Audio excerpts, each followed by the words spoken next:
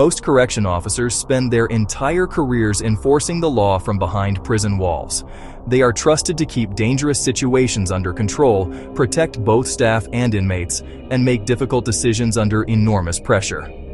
But in New York, one correction officer made a decision that would ultimately send him to the very place he once worked every single day.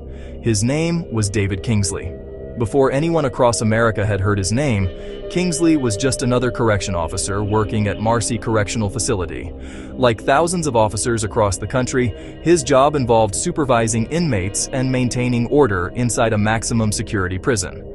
It was a demanding career, and every shift could become unpredictable within seconds. Everything changed on December 9, 2024.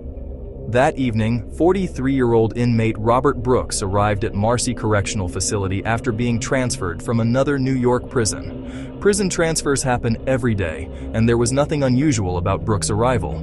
At least that's what everyone believed at first. Shortly after entering the facility, Brooks was escorted to the prison infirmary. According to prosecutors, he was already handcuffed and under control when several correction officers surrounded him.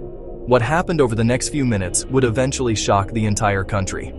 Investigators later revealed that Brooks was repeatedly punched, kicked, and restrained while unable to defend himself.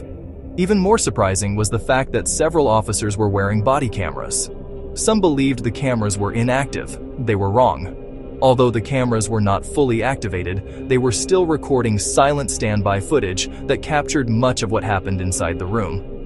Those recordings quickly became some of the most important evidence in the entire investigation. The videos showed Brooks surrounded by correction officers, while force continued to be used against him. Prosecutors argued that David Kingsley was one of the officers directly involved, pointing to footage that showed him holding Brooks by the neck while the assault continued around him. Brooks was taken for emergency medical treatment, but he died the following day from the injuries he suffered during the incident. When the body camera footage was released to the public, millions of Americans were horrified. People expected prisons to be controlled environments, but the images raised serious questions about accountability and the use of force behind closed doors. The investigation moved quickly. A grand jury returned murder and other criminal charges against multiple correction officers. Several later accepted plea agreements to reduce charges, admitting their roles in the incident. David Kingsley, however, maintained his innocence and chose to take his case before a jury. During the trial, prosecutors argued that Brooks posed little threat because he was already restrained. They told jurors that the violence continued long after it could possibly have been justified. Kingsley's attorneys disagreed. They argued that the situation inside the infirmary unfolded rapidly, that Kingsley never intended to kill Brooks, and that responsibility should not fall entirely on him. Jurors spent days reviewing the body camera footage, listening to witness testimony, and examining medical evidence before finally reaching a verdict. In October 2025, David Kingsley was found guilty of second-degree murder and first-degree manslaughter. The conviction marked a historic moment. He became the first New York correction officer ever convicted of murder for the on-duty killing of an inmate. When Kingsley returned to court for sentencing, he apologized to Robert Brooks' family, describing the incident as senseless. Prosecutors argued that his actions deserved the maximum possible punishment, saying the family had been forced to relive the tragedy throughout the trial because Kingsley refused to accept responsibility earlier. The judge ultimately agreed.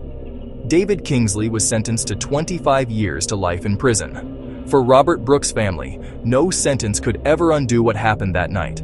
Still, they said they hoped the case would become a turning point, ensuring that no family would ever have to experience a similar tragedy again.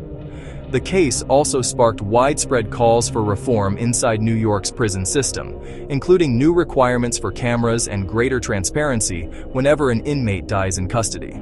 A man whose job was once to guard prison cells eventually walked into a courtroom in handcuffs, beginning a prison sentence of his own.